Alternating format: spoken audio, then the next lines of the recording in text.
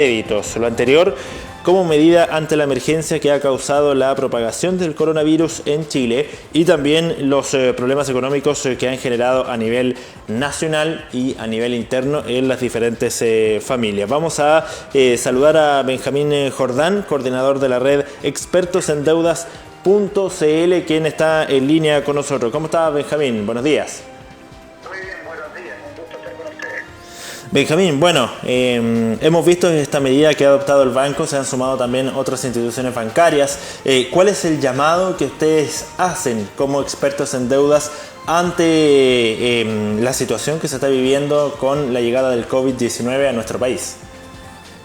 Lo primero que hay que entender es que esta medida a priori obviamente se entiende como una buena medida, lo anunciado por el Banco de Chile, en el sentido de que evidentemente puede ser un alivio para las personas el hecho de poder postergar sus pagos. Pero también hay que darle otra mirada importante a este tema.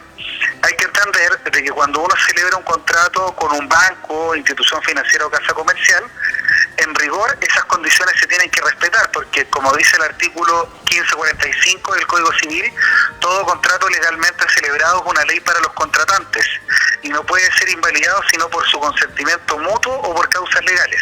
¿Por qué lo digo? Porque uno va a decir, bueno, pero ¿por qué uno se va a quejar de que se cambie unilateralmente una prestación de servicio, un contrato de crédito consumo, lo que sea, un contrato de mutuo que provoca un crédito consumo, ¿cierto? Si es que evidentemente eso me beneficia. Porque efectivamente cuando uno tiene un crédito, estos créditos básicamente se calculan con un interés compuesto.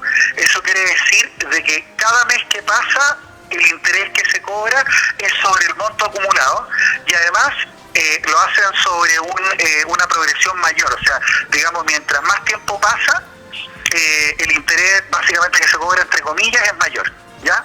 Entonces, por ejemplo, si uno tiene 6 meses de gracia en un crédito, quiere decir de que al sexto mes, cuando uno le corresponda pagar, no va a pagar el interés que hubiese pagado en el primer mes, sino que va a pagar ese interés elevado en la fórmula a 6, no a 1.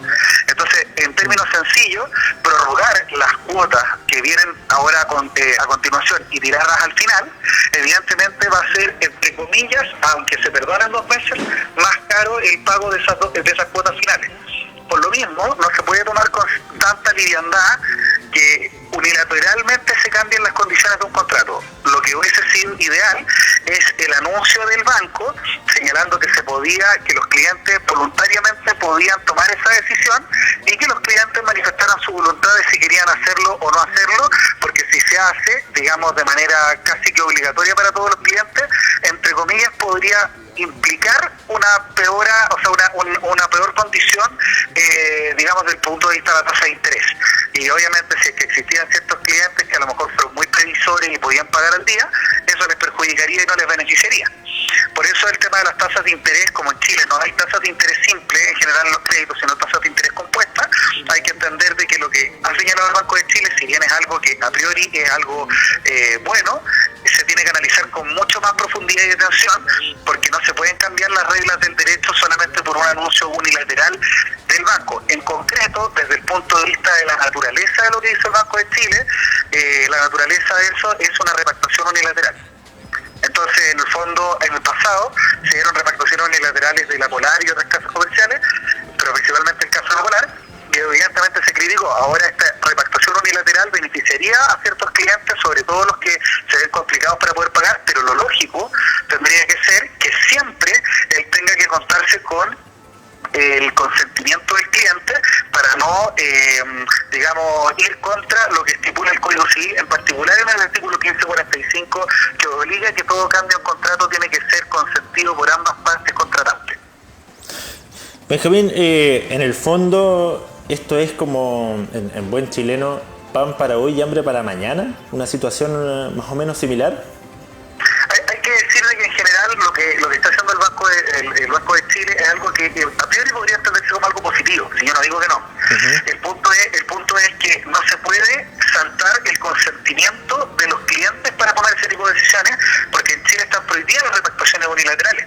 Entonces, en el fondo lo que hay que decir es decir sirve el Banco de Chile, qué sé yo, nosotros tenemos esta medida para ayudar a los chilenos, de manera que todos los clientes del Banco de Chile que se quieran acoger a esta medida nos pueden manifestar su voluntad y nosotros encantados lo podemos hacer, pero no lo podemos hacer como regla general para todos los clientes sin su consentimiento, porque para algunos va a ser tal como tú muy bien dices, digamos, pan para hoy y hambre para mañana, y para otros efectivamente sí va a ser un alivio súper bueno, en el cual se puede agradecer, digamos, la iniciativa del Banco de Chile, y que por lo demás, obviamente, este tipo de iniciativa usualmente brota del Banco Estado, y cuando brota de otra banca, o sea, digamos, participación de banca privada, evidentemente esto tiene un efecto mucho más potente en el resto de la banca, porque de alguna forma está dando una pauta que la ciudadanía exige que, sobre todo los encuestados y los demás bancos, se pongan a la altura de lo que se está estableciendo por un agente del mercado.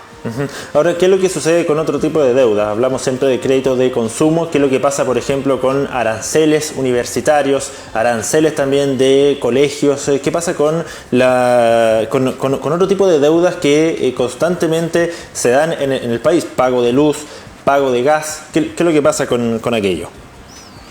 Bueno, se ha tomado en otros países la determinación del congelamiento, digamos, del pago de luz, del pago de servicios básicos.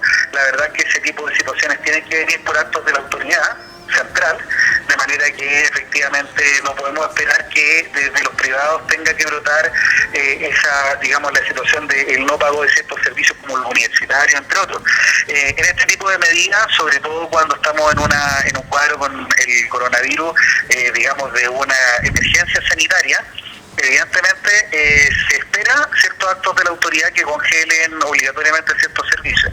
Ahora, también hay que entender que, tal como está pasando con el caso de la aerolínea, especialmente, digamos, de la TAM, que efectivamente uno espera que las grandes empresas, medianas, chicas y todo, tengan una especie de visión en el tiempo de cierto resguardo o cierto colchón de ahorro en el caso de que pasen ciertas contingencias, puedan seguir adelante. Sin embargo, lo que se ve acá es que tampoco estas medidas de congelamiento de ciertos servicios se puedan hacer de manera tan brutal para todo tipo de servicios, porque efectivamente es bien frágil la estabilidad comercial que existe en proveedores, en comerciantes, en pymes, pero sí, al menos de los servicios básicos, sobre todo si es que se pudiese decretar en el corto plazo cuarentena obligatoria.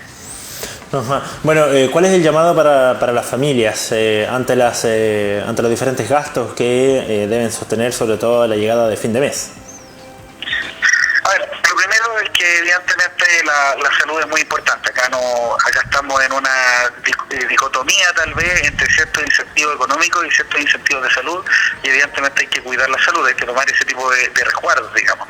Ahora, desde el punto de vista económico, usualmente el llamado principal que yo podría hacer en este momento, y en general expertos en deuda.cl lo señalamos, es que hay una máxima en economía que dice que no se puede comprar activos de corto plazo con deudas de largo plazo. Eso es decir, que hoy día, por ejemplo, se está viendo que la gente está entrando en cierta desesperación y haciendo desabastecimiento de supermercados, comprando excesivo, no sé, papel confort, comprando excesivo jabón, entre otros insumos que también podrían ayudar en el caso de abastecerse o por el coronavirus, etcétera. Y la verdad es que toda esa mercadería que se compra va a ser una mercadería que en verdad es de corto plazo, y que se compra muchas veces con 3 cuotas sin interés, o digamos se compra con un pasivo en el tiempo que es muy largo. Y evidentemente, si algo nos va a servir para 2 semanas, para 3 semanas o para un mes, y vamos a tener que pagarlo durante 3 meses, eso nos va a empezar a generar un desfalco monetario en el tiempo. Entonces, el llamado primero es a ser solidario, con que evidentemente no se compre más de lo que se necesita, porque si no puede generarse algo contrario a otra persona que lo necesita, que no puede acceder. Y lo segundo es porque también económicamente eso no es inteligente, en la medida de que si uno compra más de lo que necesita, finalmente eso igual va a tener que pagarlo en el tiempo, y como está muy excedido al verdadero insumo que uno necesita, evidentemente eso va a ir generando endeudamiento permanente que va a acarrear a que en los futuros meses uno no tenga cómo sobrellevar el tema económico familiar. Bueno, el llamado es a tener conciencia. Ahora, con estas medidas que ha tomado el gobierno, estado de catástrofe en esta ocasión, ¿qué es lo que sucede con las deudas? ¿Están influenciadas, digamos, por los diferentes reglamentos que está colocando el Estado ante la llegada del COVID-19? A ver, hay que entender que el estado de catástrofe es uno de los estados de excepción constitucional. ¿Ya? Existen hartos estados de excepción constitucional, el estado de sitio, el estado de catástrofe, el estado de emergencia, etcétera. De manera que efectivamente ese mecanismo puntualmente no está relacionado ni directa ni indirectamente con el pago de las deudas, sino más bien se entiende en este caso que es por la necesidad de poder contar de manera medianamente indefinida, aunque tiene un plazo regulado en la Constitución, con las Fuerzas Armadas en general para poder hacer cierto control y para poder en el fondo tomar medidas que sean efectivas, digamos, a lo largo de todo Chile. Digamos que ese estado de catástrofe nos va a ayudar a que se cumplan las medidas.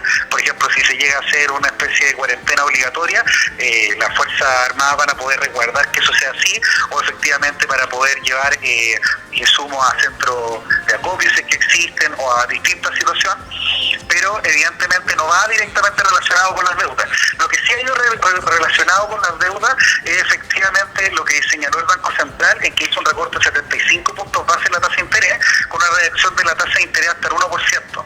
¿Qué significa esta política monetaria que hace el Banco Central? Que efectivamente lo que se busca con ello es tratar de reactivar la economía, porque desde el punto de vista económico, evidentemente el coronavirus y evidentemente ya llevan las pymes 5 meses en una situación bien complicada desde el estallido social, que no se ha podido reactivar la economía chilena. Digamos, los índices estamos en más de 3 puntos, digamos, de crecimiento.